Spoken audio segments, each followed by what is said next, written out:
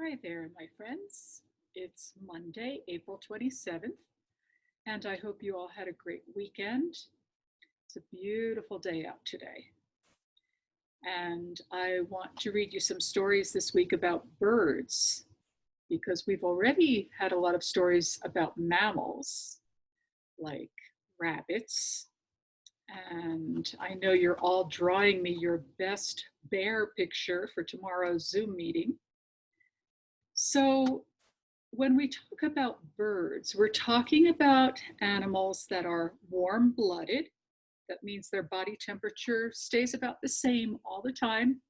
Birds have to generate energy to keep warm. So they're flying around a lot, and that keeps them warm, and their nests keep them warm. They are also animals who lay eggs with a hard shell, unlike mammals who give birth to live babies. Birds have beaks or bills that they eat with. There's not teeth inside, but they can grind up that food really well with their beaks. And they have wings. So most of them fly, not all of them, right? A penguin doesn't fly, an ostrich doesn't fly. And a bird has a vertebrae, that's the backbone, and they have a skeleton. Maybe you've even seen a skeleton of a bird. We have so many birds in this valley where we live, eagles and hawks, and I've been seeing a lot of bluebirds and what else? Sparrows. Oh, there's so many beautiful birds coming back right now. Hummingbirds. We saw our first hummingbird at our house this weekend, so we put out a feeder for it. But the book that I'm going to read you today is a different kind of bird. It's a duckling. And we know that Quinn has a couple of ducklings at her house, and I think Mashallah has some ducks and ducklings at her house too. And this is an old story. Oh, I remember this from when I was younger.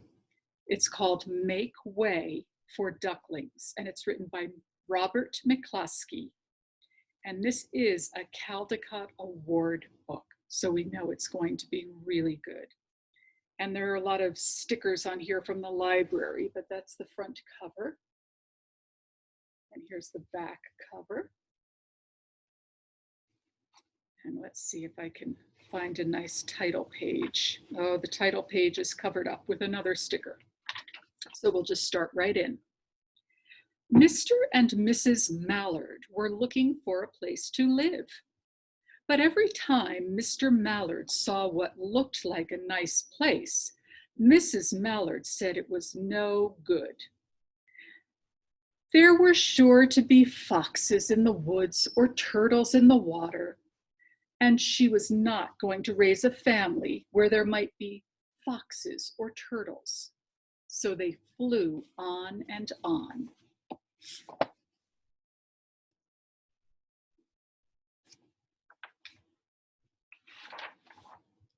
When they got to Boston, they felt too tired to fly any further. There was a nice pond in the public garden with a little island in it. The very place to spend the night, quacked Mr. Mallard. So down they flapped.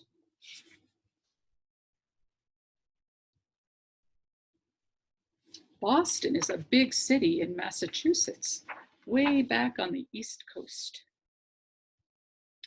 Next morning, they fished for their breakfast in the mud at the bottom of the pond, but they didn't find much. Did you ever see a duck like that, with its bottom sticking up out of the water and its head down deep in the water? That means it's fishing.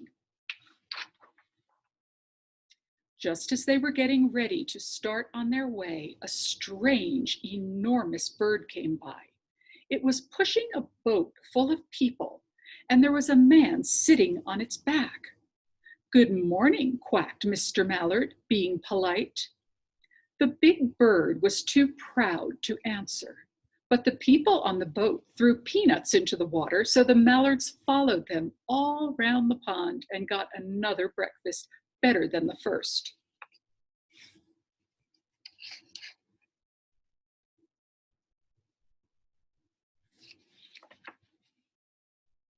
That's not a real swan, is it? I like this place, said Mrs. Mallard, as they climbed out on the bank and waddled along. Why don't we build a nest and raise our ducklings right in this pond? There are no foxes and no turtles, and the people feed us peanuts. What could be better? Good, said Mr. Mallard, delighted that at last Mrs. Mallard had found a place that suited her.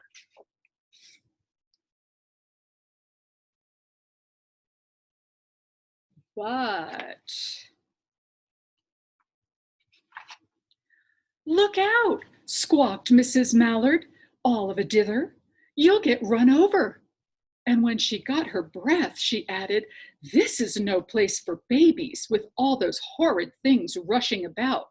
We'll have to look somewhere else. Guess what that was? That horrid thing was a bicycle.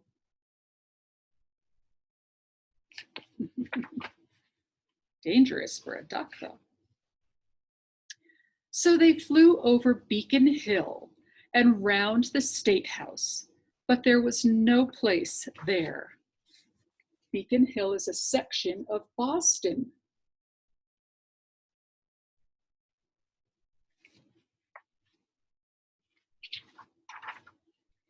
They looked in Louisburg Square, but there was no water to swim in.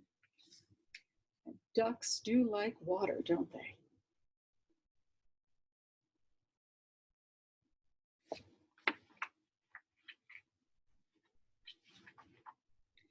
Then they flew over the Charles River. This is better, quacked Mr. Mallard. That island looks like a nice, quiet place, and it's only a little way from the public garden. Yes, said Mrs. Mallard, remembering the peanuts. That looks like just the right place to hatch ducklings.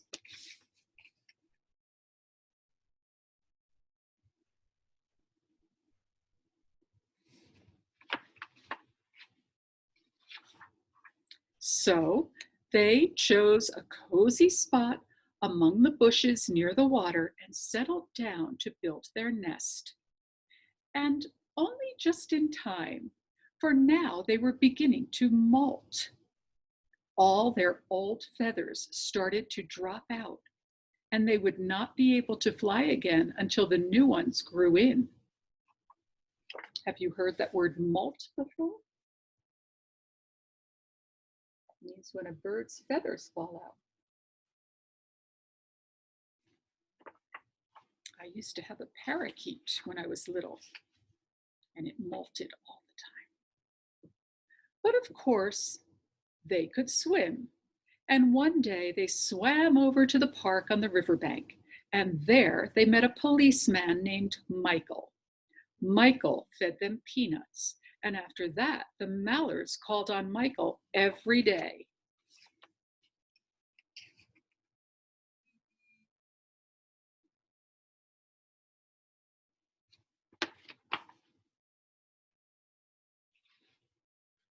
After Mrs. Mallard had laid 8 eggs in the nest, she couldn't go to visit Michael anymore because she had to sit on the eggs to keep them warm.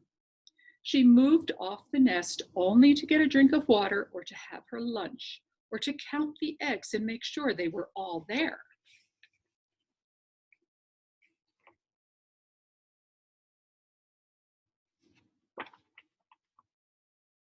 Eight babies, wow. One day, the ducklings hatched out. First came Jack, then Cack, and then Lack, then Mack and Knack, and Whack, and Pack and Quack. Mr. and Mrs. Mallard were bursting with pride. It was a great responsibility taking care of so many ducklings, and it kept them very busy. Can you imagine having 8 babies all at once? That's a lot of babies to look after. One day, Mr. Mallard decided he'd like to take a trip to see what the rest of the river was like further down. So off he set. I'll meet you in a week in the public garden, he quacked over his shoulder. Take good care of the ducklings. Don't you worry, said Mrs. Mallard. I know all about bringing up children. And she did.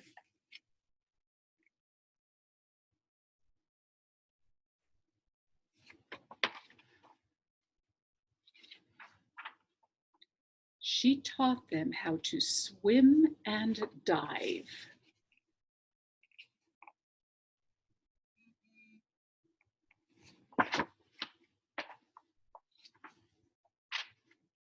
She taught them to walk in a line, to come when they were called, and to keep a safe distance from bikes and scooters and other things with wheels.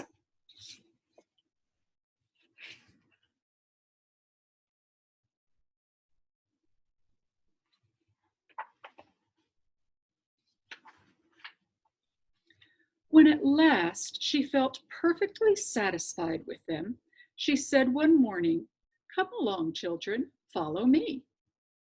Before you could wink an eyelash, Jack, Cack, Lack, Mack, Knack, Whack, Pack, and Quack fell into line just as they had been taught.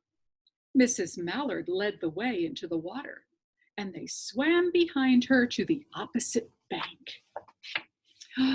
I remember when you guys used to walk in a line behind me, and I used to say, "Make way for my ducklings."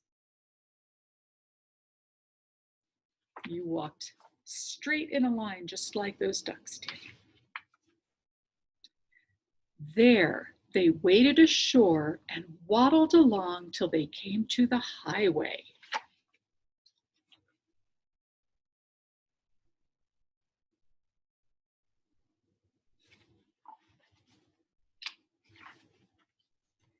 Mrs. Mallard stepped out to cross the road.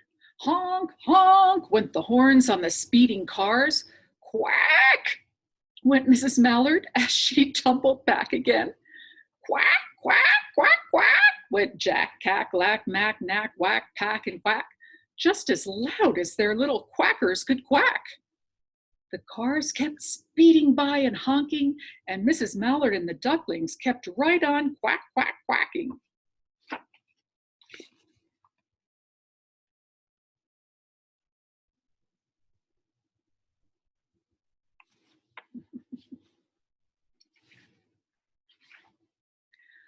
They made such a noise that Michael came running, waving his arms and blowing his whistle. And you can see all the quacking and honking going on in the background there.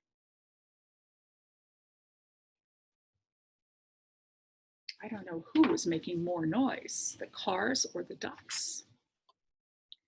He planted himself in the center of the road, raised one hand to stop the traffic, and then beckoned with the other, the way policemen do, for Mrs. Mallard to cross over. That is the famous picture of Make Way for Ducklings.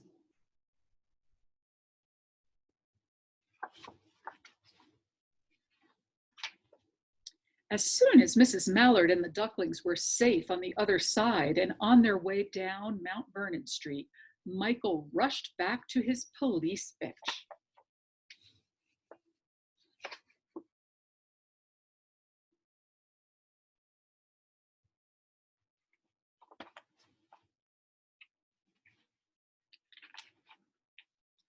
He called Clancy at headquarters and said, "There's a family of ducks walking down the street." Clancy said, "Family of what? Ducks?" "Ducks," yelled Michael. "Send a police car, quick."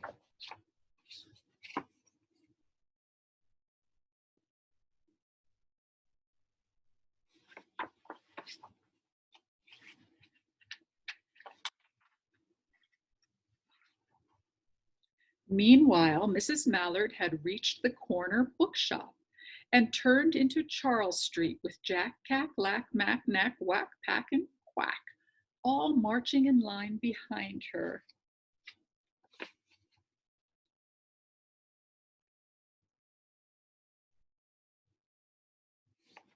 That would be a sight to see. Everyone stared. An old lady from Beacon Hill said, "Isn't it amazing?" And the man who swept the streets said, "Well, now, ain't that nice?" And when Mrs. Mallard heard them, she was so proud she tipped her nose in the air and walked along with an extra swing in her waddle.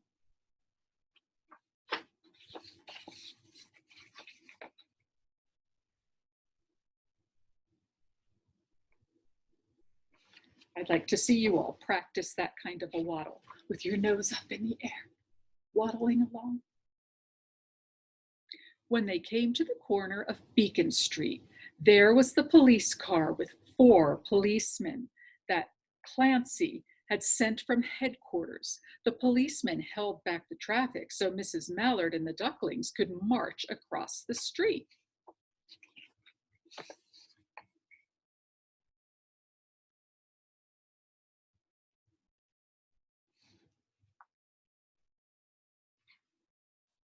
Right on into the public gardens. Remember who she's meeting there? Do you think she'll find Mr. Mallard? Inside the gate, they all turned round to say thank you to the policemen. The policemen smiled and waved goodbye.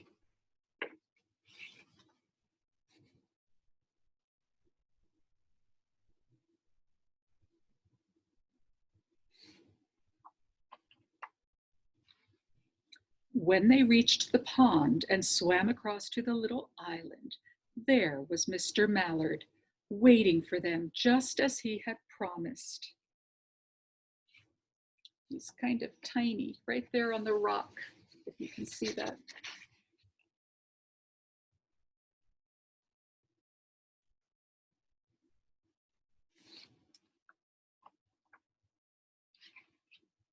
The ducklings liked the new island so much that they decided to live there. All day long, they follow the swan boats and eat peanuts.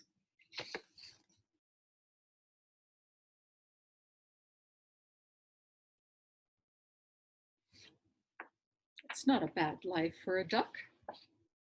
And when night falls, they swim to their little island and go to sleep.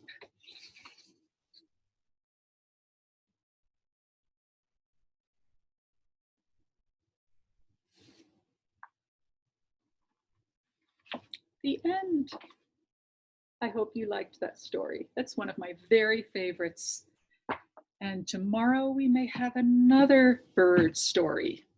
So stay tuned and make sure you get those bear pictures drawn. Have a good day, everybody.